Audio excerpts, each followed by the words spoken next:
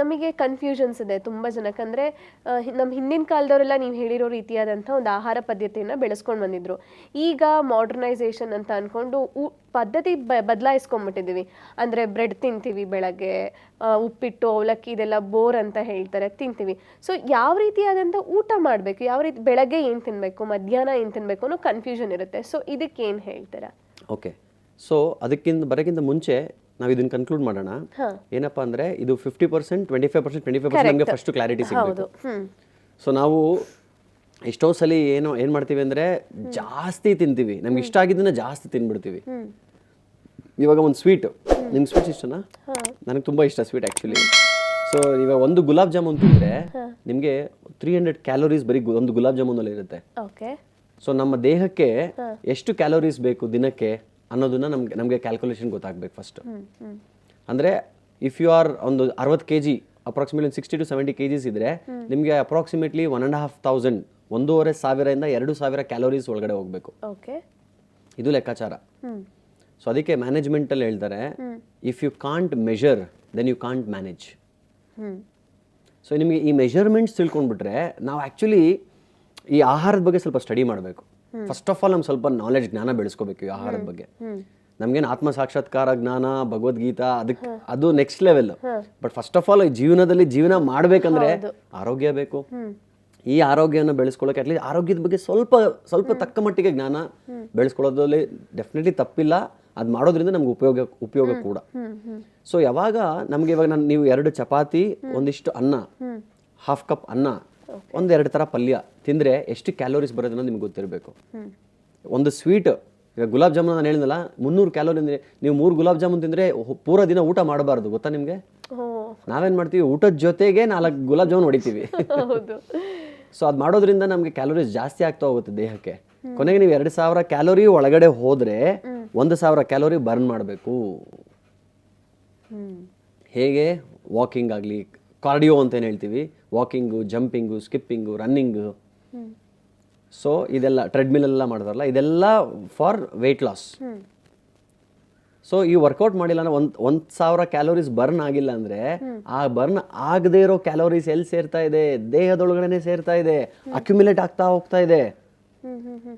ಅದಕ್ಕೆ ಸ್ಲೋಲಿ ದಿನೇ ನಾವು ವೆಯ್ಟ್ ಇನ್ಕ್ರೀಸ್ ಆಗ್ತಾ ಹೋಗ್ತಾ ಇರ್ತೀವಿ. ಒಂದು 6 months 1 year ಆಗುವಷ್ಟರಲ್ಲಿ ಬೂಮ್ ಇಷ್ಟಾಗಿ ಹಿಂಗಾಗಿರ್ತೀವಿ. ಸೊ ನೀವು 300 ಕ್ಯಾಲೋರಿ ಒಂದು ಗುಲಾಬ್ ಜಾಮೂನ್ ತಿಂದ್ರೆ ಸಿಕ್ಬಿಡುತ್ತೆ.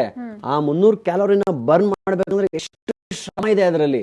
ಆ ಶ್ರಮನ ಯಾರು ಪಡಕ್ ಇಷ್ಟಪಡೋದಿಲ್ಲ. ಸೊ ನಾವು ಏನ್ ಇಷ್ಟ ಆಗುತ್ತೋ ಇದೇ ಪ್ರೇಯಸ್ಸು ಮತ್ತೆ ಶ್ರೇಯಸ್ಸು ನಾವು ಮುಂಚೆ ಡಿಸ್ಕಸ್ ಮಾಡ್ತಿದ್ವಲ್ಲ. ಸೊ ನಮ್ಗೆ ಯಾವ್ದು ಈಸಿಯಾಗಿ ಮಾಡಕ್ಕಾಗತ್ತೆ, ಖುಷಿ ಸಿಗುತ್ತೆ, ಸಂತೋಷ ಸಿಗುತ್ತೆ, ಅದನ್ನ ನಾವು ತುಂಬಾ ಚೆನ್ನಾಗಿ ಮಾಡ್ತೀವಿ.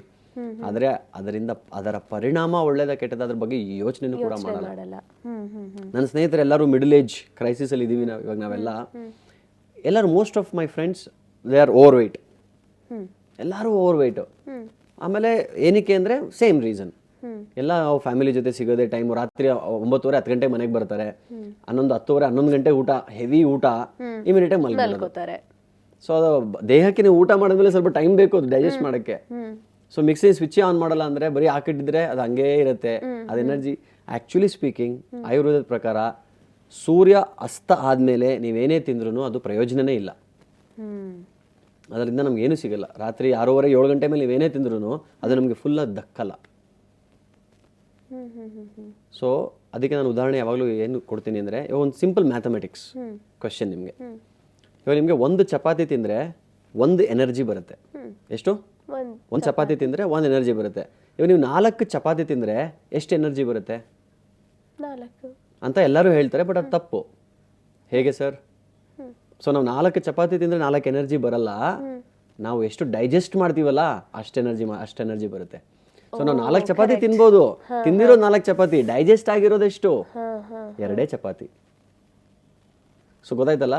ಸೊ ಅದರಿಂದ ನಾವು ಜಾಸ್ತಿ ಹೊಟ್ಟೆ ಒಳಗಡೆ ಸ್ಟಫ್ ಹಾಕಿ ನೀರಿಗೆ ಕ್ವಾಂಟಿಟಿ ಟೈಮ್ ಸ್ಪೇಸ್ ಕೊಟ್ಟಿಲ್ಲ, ಆಮೇಲೆ ಖಾಲಿ ಜಾಗ ಕೊಟ್ಟಿಲ್ಲ ಅಂದರೆ ಹೊಟ್ಟೆ ಕೆಲಸ ಮಾಡಲ್ಲ. ಇಡೀ ಆರೋಗ್ಯದ ಮೂಲ ಪ್ರಾಬ್ಲಮ್ ಎಲ್ಲಿ ಅಂದರೆ ಅದು ಹೊಟ್ಟೆ, ಸ್ಟಮಕ್. ನೀವು ಆಯುರ್ವೇದ ಹೋದ್ರೆ ಅವ್ರು ನೀವೇನೇ ಪ್ರಾಬ್ಲಮ್ ಅಂತ ಹೇಳಿದ್ರು ಫಸ್ಟ್ ಹೊಟ್ಟೆಗೆ ನೀವೇನು ತಿಂದಿರಿ ಅಂತಾನೆ ಕೇಳೋದು. ವಾಟ್ ಎವರ್ ಯಾವುದೇ ಪ್ರಾಬ್ಲಮ್ ಆಗಿರಲಿ, ಯಾಕಂದ್ರೆ ಎಲ್ಲಾ ಪ್ರಾಬ್ಲಮ್ ರೂಟ್ ಕಾಸು ಇಲ್ಲಿ ಹೊಟ್ಟೆ. ನಾವೇ ಯಾವ ಆಹಾರ ತಿಂದಿರ್ತೀವಿ, ಏನು ತಿಂದಿರ್ತೀವಿ ಅದೆಲ್ಲ ಹೊಟ್ಟೆಗೆ ಸೇರ್ಕೊಂಡು ಅಲ್ಲಿಂದನೇ ಎಲ್ಲ ಎನರ್ಜಿ ಡಿಸ್ಟ್ರಿಬ್ಯೂಷನ್ ನಡೆಯೋದು. ಎಂಟರ್ ಡಿಸ್ಟ್ರಿಬ್ಯೂಷನ್ ಸಿಸ್ಟಮ್ ಸ್ಟಾರ್ಟ್ ಆಗೋದೇ ಹೊಟ್ಟೆಯಿಂದ. ಅದಕ್ಕೆ ನಾವು ಯಾವ ರೀತಿ ತಿನ್ನಬೇಕು ಅನ್ನೋದನ್ನ ತುಂಬ ಇಂಪಾರ್ಟೆಂಟ್. ಸೊ ನಿಮ್ಮ ಕೆಪಾಸಿಟಿ 4 ಚಪಾತಿ ಇರ್ಬೋದು, 6 ಚಪಾತಿ ಇರ್ಬೋದು, ಬಟ್ ದಯವಿಟ್ಟು ಅಷ್ಟು ತಿನ್ನಬೇಡಿ. 50% ಮಾತ್ರ ತಿನ್ನಿ. ಇನ್ನು ಸ್ವಲ್ಪ ತಿನ್ಬೇಕು ಅನ್ನಿಸ್ಬೇಕಾದ್ರೆ ಬಿಟ್ಬಿಡ್ಬೇಕು ಅಲ್ಲಿಗೆ. ಇದು ತುಂಬ ಅನದರ್ ಇಂಪಾರ್ಟೆಂಟ್ ಪಾಯಿಂಟ್. ಏನಪ್ಪ ಅಂದರೆ ಯಾವಾಗ ನಿಲ್ಲಿಸ್ಬೇಕು ಅನ್ನೋದೊಂದು ದೊಡ್ಡ ಪ್ರಶ್ನೆ. ಸೊ ನಾವು ಯಾವಾಗ ನಿಲ್ಲಿಸ್ಬೇಕು ಅನ್ನೋದ್ರ ಬಗ್ಗೆ ಯಾವಾಗ ಯೋಚನೆ ಮಾಡ್ತೀವಿ ಅಂದರೆ, ಯಾವಾಗ ಪ್ರತಿ ಟೈಮ್ ಓವರ್ ಈಟ್ ಮಾಡ್ತೀವಲ್ಲ, ತುಂಬ ಇಲ್ಲಿ ಕಂಠಪೂರ್ತಿ ತಿಂದ್ಬಿಟ್ಟು ಅವಾಗ ನಾವು ಸಾಕಪ್ಪ ಅನ್ಸುತ್ತೆ. ಆಮೇಲೆ ಒಂದು ನಾವು ಪ್ರತಿಜ್ಞೆ ಮಾಡ್ತೀವಿ. ಏನು ಪ್ರತಿಜ್ಞೆ ಮಾಡ್ತೀವಿ? ನೆಕ್ಸ್ಟ್ ಟೈಮ್ ಇಷ್ಟು.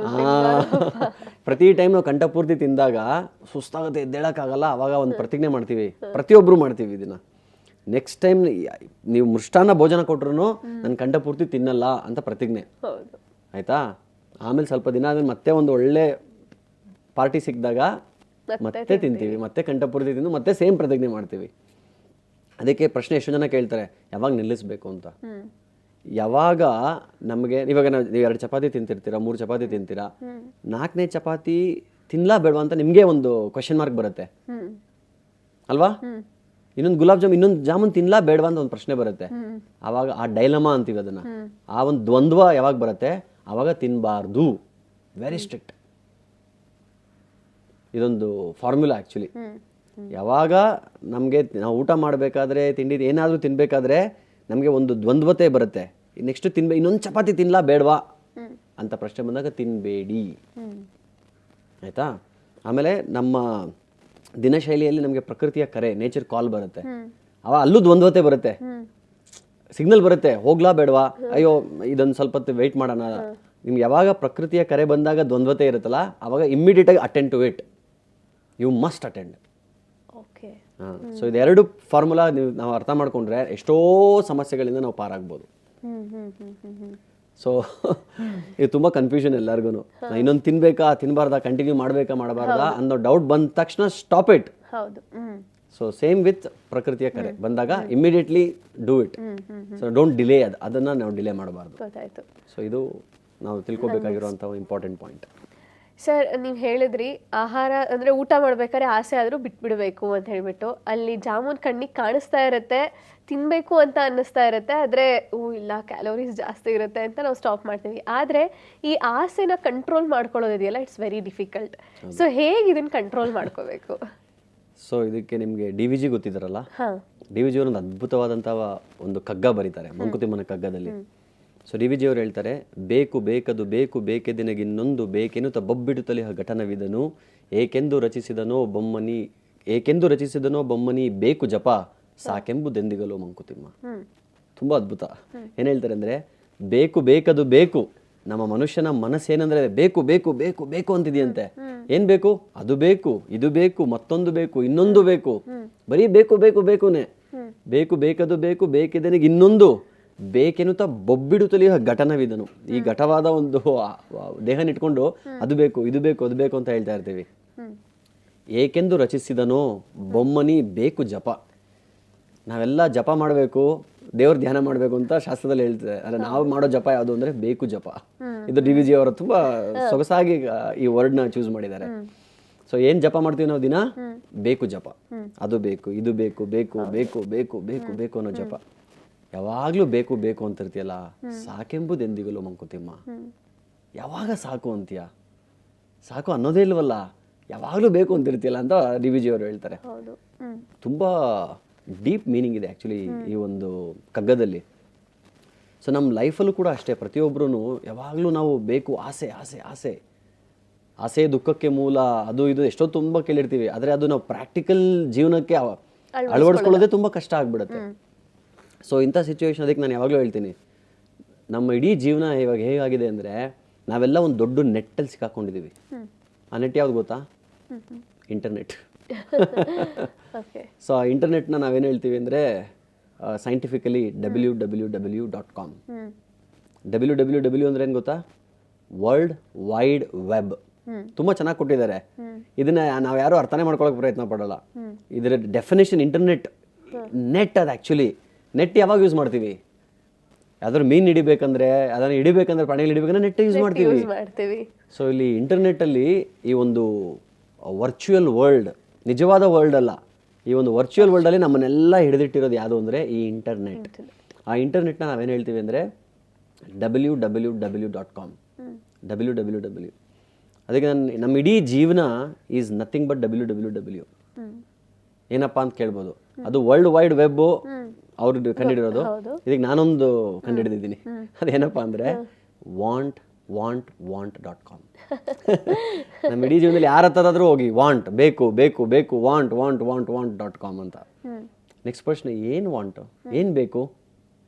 ಏನು ಬೇಕು ಅಂದರೆ ಹೆಣ್ಣು, ಹೊನ್ನು, ಮಣ್ಣು, wealth, wine, woman .com. Again www. So ನಮಗೆ ಬೇಕು ಬೇಕು ಬೇಕು, ಏನು ಬೇಕು? ಹೆಣ್ಣು, ಹೊನ್ನು, ಮಣ್ಣು. ನೀವು ತಮಿಳ್ ಪಣ್, ಪೆಣ್, ಪೊಣ್, ಮಣ್ ಅಂತೆಲ್ಲ ಹೇಳ್ತಾರೆ. ಯಾವ ಭಾಷೆಯಲ್ಲ ಇದು ಸೇಮ್ ಬರುತ್ತೆ.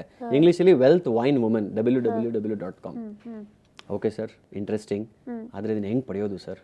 ಅದಕ್ಕೆ ಎಲ್ಲರೂ ಓಡಾಡ್ತಾ ಇದ್ದಾರೆ. ಫಾರ್ ದ್ಯಾಟ್ ನೀವೇನು ಮಾಡಬೇಕು? work.com. ಕರೆಕ್ಟ್ ಅಲ್ವಾ? ಹೌದು. ಸೊ ನೀವು ಬೇಕು ಅಂತಿದ್ದೀರಾ, ಏನ್ ಬೇಕು? Wealth, wine, women.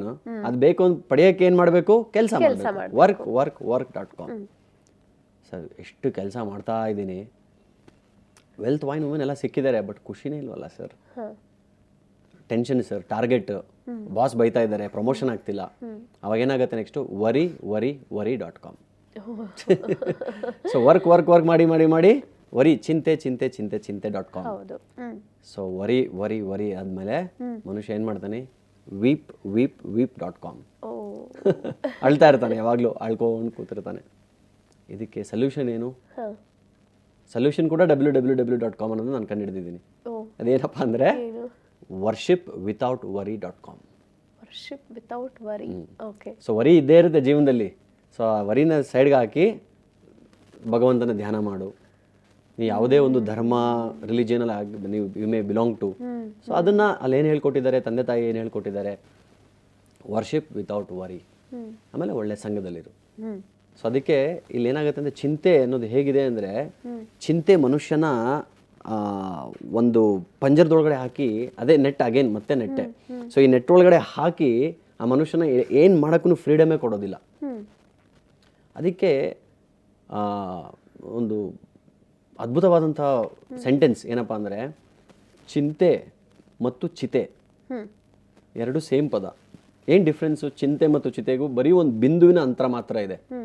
ಚಿತೆಯ ಮಧ್ಯದಲ್ಲಿ ಒಂದು ಬಿಂದು ಹಾಕಿದ್ರೆ ಅದು ಚಿಂತೆ ಆಗುತ್ತೆ. ಚಿತೆ ಮತ್ತು ಚಿಂತೆಯ ನಡುವೆ ಬರೀ ಒಂದು ಬಿಂದುವಿನ ಅಂತರ ಇದೆ. ಆದರೆ ಚಿತೆ ಒಂದು ಸಾರಿ ಸುಡುತ್ತೆ, ಚಿಂತೆ ಬಾರಿ ಬಾರಿ ಸುಡುತ್ತೆ. ಸೊ ಚಿತೆ ನಿಮ್ಮ ಮೇಲೆ ಹಚ್ಚಿದ್ರೆ ಮುಗೀತು, ಒಂದ್ಸಲಿ ಬುಗ್ ಅಂದ್ರೆ ಮುಗೀತು, ನೀವು ಸುಟ್ಟಿ ಭಸ್ಮ ಆಗ್ತೀರಾ. ಅದು ಒಂದು ರೀತಿಲಿ ಒಳ್ಳೇದೇ. ಆದರೆ ಚಿಂತೆ ಅದು ನಮ್ಮ ಕಾಡಿ ಕಾಡಿ ಕಾಡಿ ಬಾರಿ ಬಾರಿ ಸುಡುತ್ತೆ. ಸೊ ಅದು ತುಂಬಾ ನೋವು, ಮೋರ್ ಪೇನ್ಫುಲ್. ಚಿತೆಗಿಂತ ಚಿಂತೆ ತುಂಬಾ ನೋವು ಕೊಡುವಂತ ವಿಷಯ. ಸೊ ಅದಕ್ಕೆ ಇಲ್ಲಿ ಡಿ ವಿ ಜಿ ಅವ್ರು ಏನು ಹೇಳ್ತಿದ್ದಾರೆ ಅಂದ್ರೆ, ಈ ಡಿಸೈರ್ ಏನಿದೆ, ಬೇಕು ಬೇಕು ಬೇಕು ಬೇಕು ಅಂತ ಆಸೆ ಪಡ್ತೀಯಲ್ಲ, ಸ್ವಲ್ಪ ಕಂಟ್ರೋಲ್ ಮಾಡ್ಕೊ, ಸಾಕು ಅನ್ನೋದನ್ನ ಕಲಿ. ಅದಕ್ಕೆ ಒಂದು ತುಂಬ ಫೇಮಸ್ ಗಾದೆ ಇದೆ ಕನ್ನಡದಲ್ಲಿ. ಏನು ಹೇಳ್ತಾರೆ ಅಂದರೆ, ಬೇಕು ಅನ್ನುವವನು ಬಡವ, ಸಾಕು ಅನ್ನುವವನು ಸಾಹುಕಾರ ಅಂತ. ತುಂಬ ಅರ್ಥಗರ್ಭಿತವಾದಂತಹ ಪದ ಆ್ಯಕ್ಚುಲಿ. ಬೇಕು ಅನ್ನುವವನು ಬಡವ, ಸಾಕು ಅನ್ನುವವನು ಸಾಹುಕಾರ. ಯಾರು ಸಾಕು ಅಂತಾರೆ? ನನ್ನ ಹತ್ರ ಎಲ್ಲ ಇದೆ ಸಾಕು ಅನ್ನೋರು ನಿಜವಾದ ಸಾಹುಕಾರ.